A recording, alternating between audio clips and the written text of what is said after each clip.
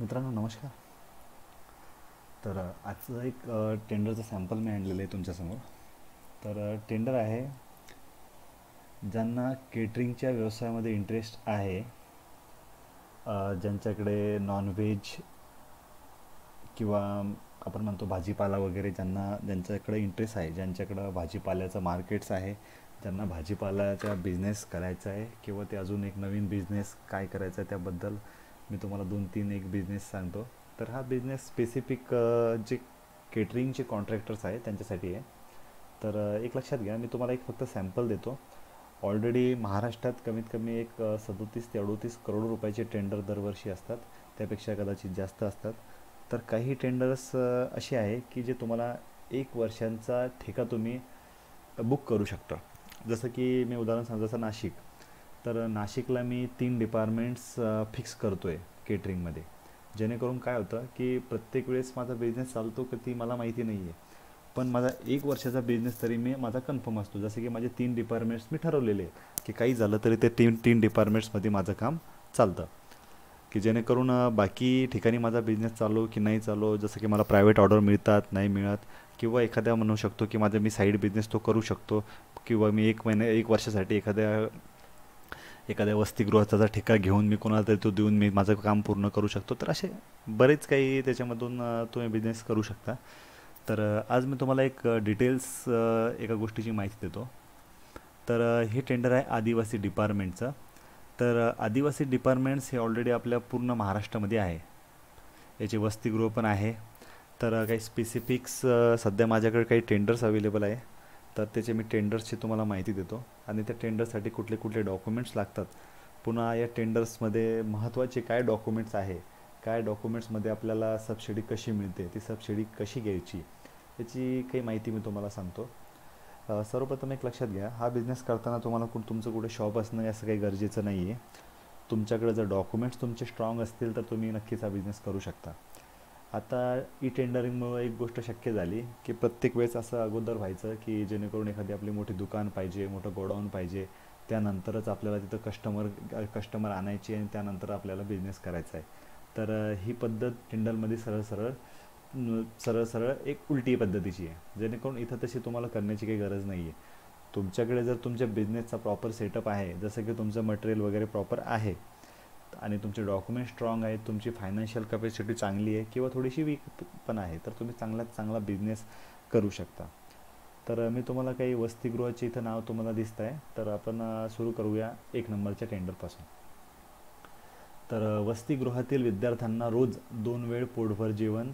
जेवणात दोन्ही वेळेस पोळी, वरण, भात, 2 भाजी, दही, केळ, फळ, पालेभाज्या, कांदा, लोणचे असेल, अशा पद्धतीचं एक टेंडर आहे.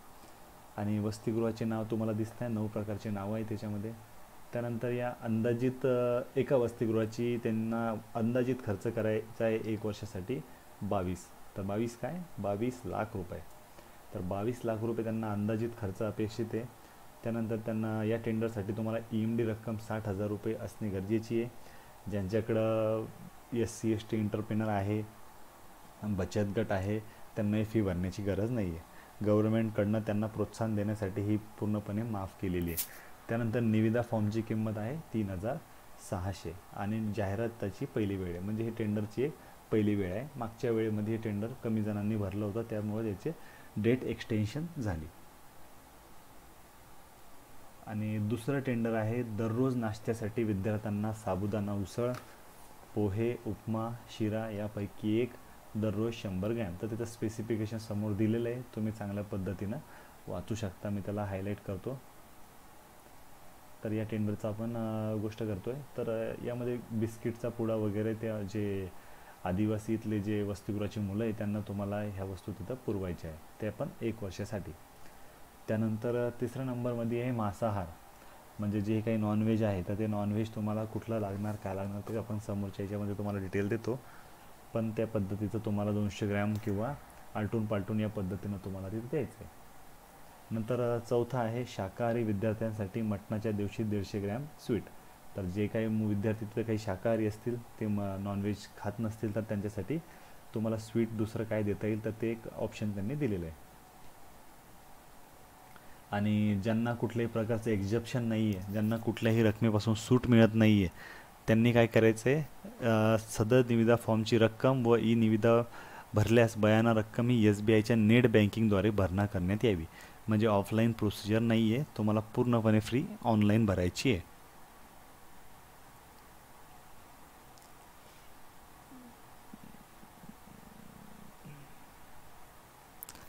तर निविदेची माहिती व अटी. तसं निविदा आपण म्हणू शकतो, निविदेच्या टर्म्स अँड कंडिशन काय आहे, टेंडरला कुठल्या कुठल्या अटी आहे. तर आपण एक एक अट डिटेलमध्ये घेऊ, जेणेकरून तुम्हाला कुठल्या प्रकारचे प्रश्न राहायला नको. वरील कामाची निविदा संगणकावर ई निविदा प्रक्रियेद्वारे ऑनलाईन करण्यात येईल. निविदा संबंधित या पुढील सर्व सूचना, शुद्धीपत्रके इत्यादी इंटरनेटच्या उपयोगाने ऑनलाईन करण्यात येईल. जसं की आता याची सर्व प्रोसिजर ऑनलाईन आहे, कुठल्याही प्रकारची ऑफलाईन किंवा कुठं तुम्हाला इन्व्हॉल्व वगैरे नेऊन देण्याची गरज नाही आहे. याचे तुम्हाला ऑनलाईन फाईल करायचे आहे आणि याची सर्व प्रोसिजर ऑनलाईन होईल. त्यानंतर वरील कामाची संपूर्ण माहिती तुम्हाला या वेबसाईटवर मिळते. तुम्हाला टेंडर डाउनलोड करायचे तर तुमच्या डेस्कटॉपला एक वेबसाईट दिसते, त्या वेबसाईटला जाऊन तुम्ही ते डाउनलोड करू शकता. तर 23/3/2019 रोजी दुपारीपासून ही विक्रीला सुरुवात झालेली आहे. पण आता कोरोनाचा इफेक्ट असल्यामुळे याची डेट वाढवण्यात आलेली आहे, त्यामुळे टेंडर अजून पण आपल्याला दिसतंय. त्यानंतर अजून महत्त्वाचं, तुमचा या mahatender.gov.in वर तुमचा लॉगिन ID असणं गरजेचं आहे. तो लॉगिन ID कसा काढायचा आहे, अगोदरचा माझ्या चॅनलवर तुम्ही एक व्हिडिओ बघू शकता, त्यानुसार तुम्ही तो free of cost login ID काढू शकता. पण त्यासाठी तुम्हाला डिजिटल सिग्नेचर असणं गरजेचं आहे. या टेंडरला तुम्हाला क्लास 2ची डिजिटल सिग्नेचर चालून जाईल. त्यानंतर 3 नंबरला आहे, ई निविदा संबंधी काही माहिती असेल तर तुम्ही त्या नंबरवरती करू शकता. त्यानंतर मी चौथा पॉईंट तुम्हाला आत्ता सांगितला, निविदेत भाग घेण्यासाठी निविदाधारकांची स्वतःची डिजिटल सिग्नेचर असणं गरजेचं आहे. क्लास 2 क्लास 3 असेल तर चांगलं आहे, काही अडचण नाही त्याला. निविदा फॉर्मची किंमत 3600 ही आणि EMD ऑनलाईन नेट बँकिंगद्वारे तुम्हाला भरावी लागते. त्यानंतर कोणत्याही निविदा स्वीकारण्याचा अधिकार, म्हणजे टोटल निविदेचे जे अधिकार्स आहे, टेंडरचे जे काही राईट्स आहे, ते टोटल राईट्स डिपार्टमेंटने राखून ठेवलेले आहे. तुम्हाला वेगळ्या पद्धतीचा राईट्स किंवा वेगळी अट तुम्हाला स्वतःहून तिथं देता येत नाही. आता शक्यतो ह्या अटी सर्वच टेंडरला असतात. त्यानंतर 7 नंबरचा विषय आहे, नोंदणीकृत संस्था व महिला बचत गट, मंडळ गट यांची नोंदणी प्रमाणपत्र धर्मादाय आयुक्त कार्यालयाचे असणे अनिवार्य आहे. तर हा खूप महत्त्वाचा विषय आहे, धर्मादाय आयुक्ताला तुमचं रजिस्ट्रेशन असणं गरजेचं आहे. त्यानंतर 8 नंबर, आदिवासी विकास विभागाने वेळोवेळी निर्गमित केलेल्या शासन निर्णयानुसार निविदा प्रक्रिया अंतिम करण्यात येईल. जर वेळेनुसार जर काही शासनाचे काही GRs आले तर त्या GRs या टेंडरला लागू असतील. तर याची प्रवेश संख्या आहे 125 आहे आणि यांचा अंदाजित खर्च त्यांनी दिलेला आहे 37 लाखापर्यंत. यांचा अंदाजित खर्च नेहमी येतो, त्याच्यात कमी जास्त होऊ शकतो, कारण त्याला दिलेले त्यांनी अंदाजित आहे. त्यानंतर बयाना रक्कम आहे याची 60,000 रुपये. ही एक भोजन देण्यासाठीची निविदा आहे. आपण अगोदर बघितली त्याच्यामध्ये बरेच भाजीपाल्याचे निविदा आहे, पण ही एक भोजनसाठी निविदा आहे असं त्यांनी लिहिलेलं आहे. त्यानंतर निविदा फॉर्म नंबर. तर निविदा फॉर्म नंबर कुठला असतो, जो टेंडरला ID असतो त्याला म्हणतात निविदा फॉर्म नंबर. नंतर निविदा फॉर्म घेणाऱ्या निविदाधारकाचे नाव. तर इथं तुम्हाला निविदाधारक म्हणजे तुम्ही, जो कॉन्ट्रॅक्टरांना निविदा फाईल करायची आहे त्यांनी त्यांचं पूर्ण नाव इथं त्यांच्या पत्त्यासह इथं टाकायचं आहे. त्यानंतर निविदा रक्कम भरलेल्या ऑनलाईन पावतीचा क्रमांक व दिनांक.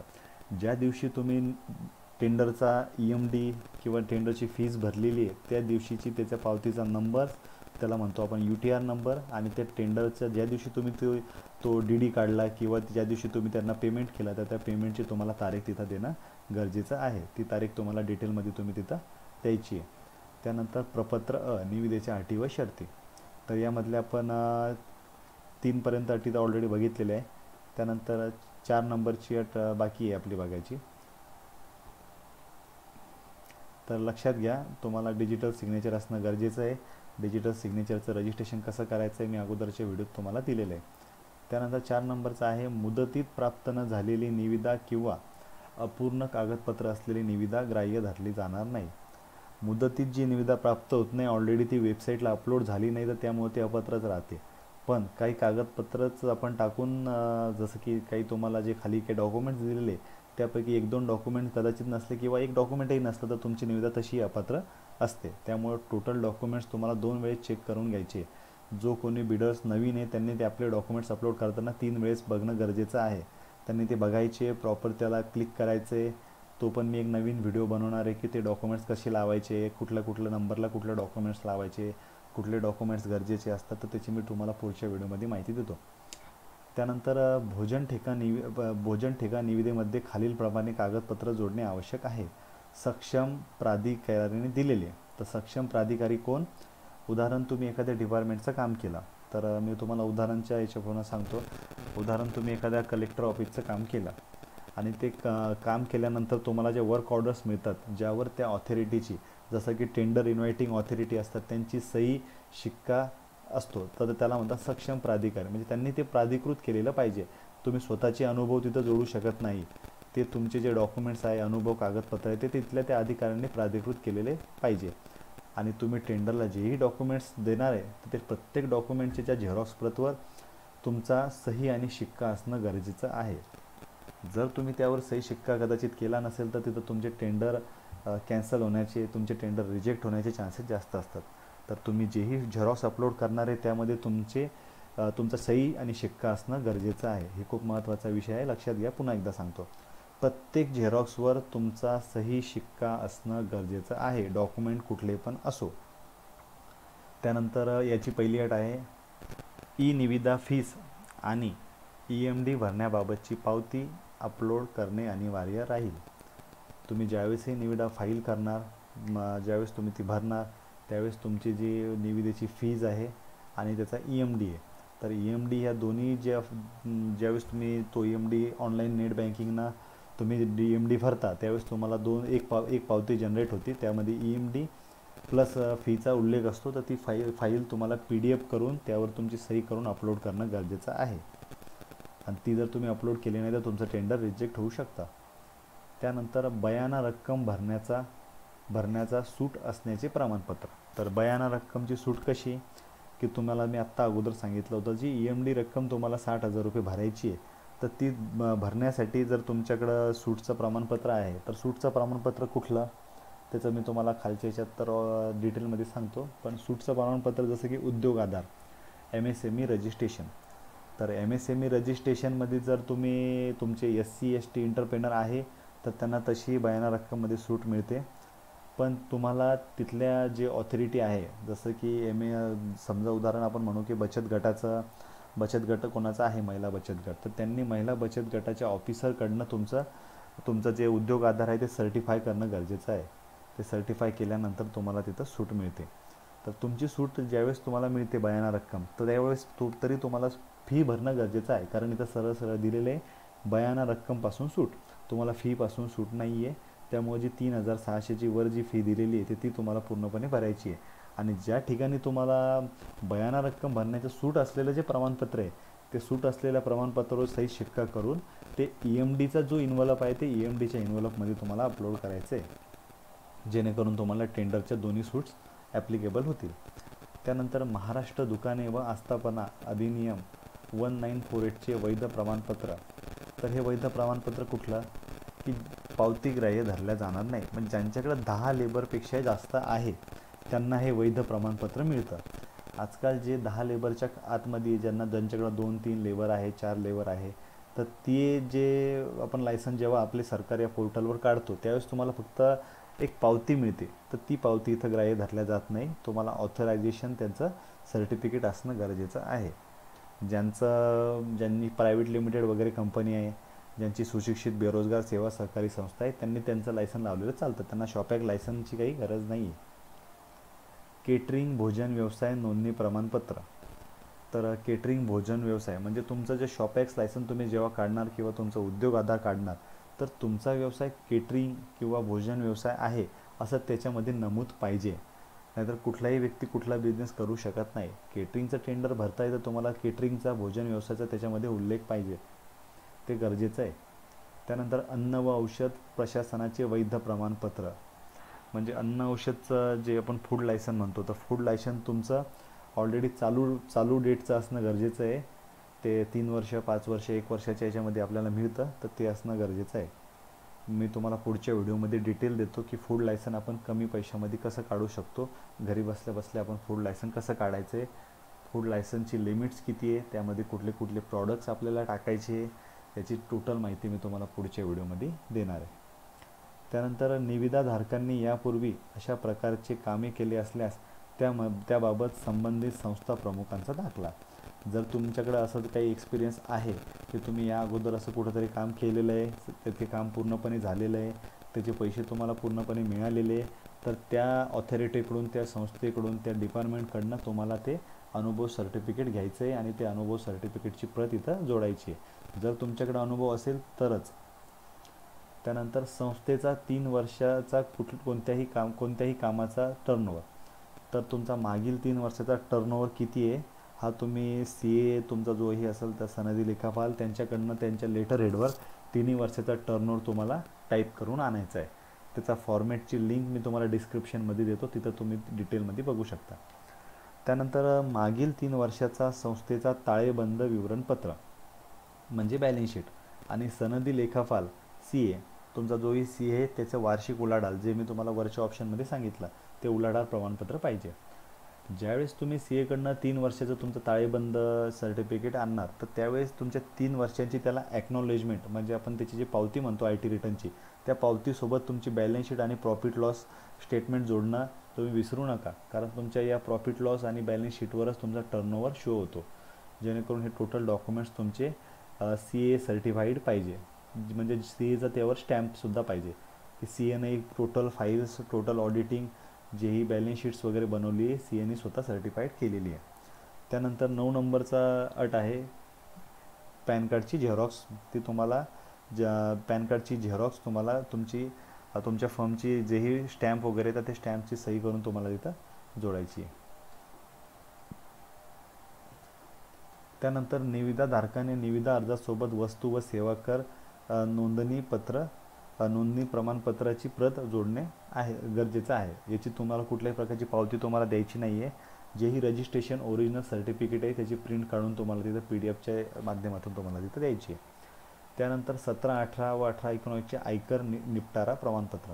तुमच्याकडं कुठल्याही प्रकारचा शासनाचा आयकर किंवा कुठला टॅक्स 2 वर्षामध्ये पेंडिंग आहे की नाही आहे, तर त्याचं तुम्हाला निपटारा प्रमाणपत्र CA कडनं बनवून घ्यायचं आहे. याचे 2 प्रकारे आयकर निपटारा प्रमाणपत्र. आता इथं असं मेन्शन केलेलं नाही की तुम्हाला CAचा पाहिजे की ITचा पाहिजे, पण शक्यतो तुमचा CAचा घेतला तरी इथं चालून जाईल. ते तुम्ही ऑथॉरिटीला विचारू शकता की तुम्हाला कोणाचा पाहिजे, तुम्हाला ITचा इन्कम टॅक्स ऑफिसचा पाहिजे की तुम्हाला CAचा पाहिजे, तुम्ही त्यांना विचारून त्यांच्याकडनं घेऊ शकता. त्यानंतर बँक पतवारी प्रमाणपत्र किमान 25 लाखापर्यंत. तर बँक पतवारी म्हणजे तुमची बँक सॉल्व्हन्सी, म्हणजे बँकेमध्ये तुमची 25 लाखाची पत आहे की नाही हे टेंडरच्या 3 महिन्याच्या व्हॅलिडिटीमध्ये ते पाहिजे, तुम्हाला जुनं चालणार नाही. त्यानंतर 13 नंबरची अट आहे जिल्हा पोलीस अधीक्षक म्हणजे तुमचे जे SP आहे त्यांच्याकडून तुमचा चरित्र पडताळणीचा दाखला. तुम्ही ज्या जिल्ह्यातून किंवा ज्या डिस्ट्रिक्टमधून जे तुमचे काही ऑफिसर्स आहे, तसं तर यांनी दिलेलं आहे की जिल्हा पोलीस अधीक्षक. तर तुम्ही टेंडर कुठलंही भरा, पण तुमच्या नजीकच्या तुमच्या एरियामधलेच पोलीस अधीक्षक SPचं तुमचं चारित्र्य पडताळणीचा दाखला तिथं गरजेचं आहे. त्यानंतर महिला बचत गटांना बँक खात्याच्या पासबुकची छायांकित प्रत तिथं जोडायची आहे, ती पण साक्षांकित म्हणजे तुझ्यामध्ये तुमची स्वाक्षरी गरजेची आहे. त्यानंतर सदर निविदेत भाग घेणे, निविदेचे कागदपत्र सादर करणे, बैठकीकरिता उपस्थित राहण्याकरिता तसेच निविदेविषयक कामकाज पाहण्याकरिता प्रतिनिधीस प्राधिकृत केल्याचे प्रमाणपत्र. कधी काय होतं, आता समजा उदाहरणार्थ एखाद्या बचत गटांनी हे टेंडर भरलं, तर बचत गटांचा कमीत कमी एक 12 लेडीजचा ग्रुप आहे, तर 12 लेडीज प्रत्येक वेळेस इथे येणं शक्य नाही आहे. तर मग 12 लेडीज काय करतील, त्यांनी त्यांचा एक प्राधिकृत एक व्यक्ती नेमतील आणि त्या व्यक्तीला ते टोटल अधिकार देतील की तुम्ही आमची आता टोटली टेंडरची प्रक्रिया तुम्ही ती पूर्ण करा. तर याला म्हणतात प्राधिकृत करणं. तर तुम्ही तुमच्या लेटर हेडवर त्यांना प्राधिकृत करू शकता, जेणेकरून तुम्ही प्राधिकृत केल्यानंतर टेंडरचे टोटल्स अधिकार त्यांना मिळतील.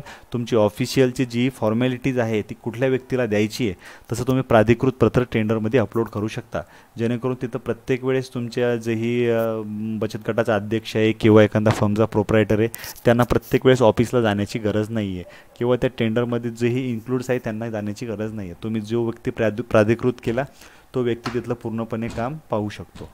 हे एक चांगली अट आहे. तुमच्याकडं बचत गटामध्ये शक्यतो असं बघायला मिळतं किंवा सुशिक्षित बेरोजगार सेवा सहकारी ज्यांची संस्था आहे ते शक्यतो असं प्राधिकृत प्रमाणपत्र निविदेच्या जोही फॉर्म असतो तिथं देतात की हे आमचे प्राधिकृत आहे, त्यांच्याशी तुम्ही कॉन्टॅक्ट करू शकता किंवा ते आमचे एक ऑथराईज पर्सन आहे. नंतर निविदाधारकास निविदेतील अटी व शर्ती मंजूर असल्याचे, काळ्या यादीत समाविष्ट नसल्याचे व इतर बाबी संदर्भात संलग्न प्रतिज्ञापत्र 100 रुपयाच्या शासकीय मुद्रांकावर सादर करणे आवश्यक आहे. तर इथं सोबत नमुना क्रमांक 2 आपण बघू. त्यामध्ये इथं जो बॉन्ड दिलेला आहे त्या बॉन्डमध्ये तुम्हाला टोटल माहिती द्यायची की मला सर्व अटी मान्य आहे आणि मी कुठल्याही काळ्या यादीत माझी फर्म नाही आहे. तर असं एक प्रतिज्ञापत्र इथं दिसतंय तुम्हाला. तर या नावानं तुम्हाला ते प्रतिज्ञापत्र द्यायचं आहे की दिलेली माहिती मी खरी आहे, टोटल डॉक्युमेंट्स माझे ओके आहे, कितल्यामध्ये कुठलेही फेरफार केली नाही आहे. तर हे डॉक्युमेंट्स गरजेचं आहे. तर मित्रांनो, व्हिडिओ कसा वाटला मला नक्की कमेंटमध्ये कळवा.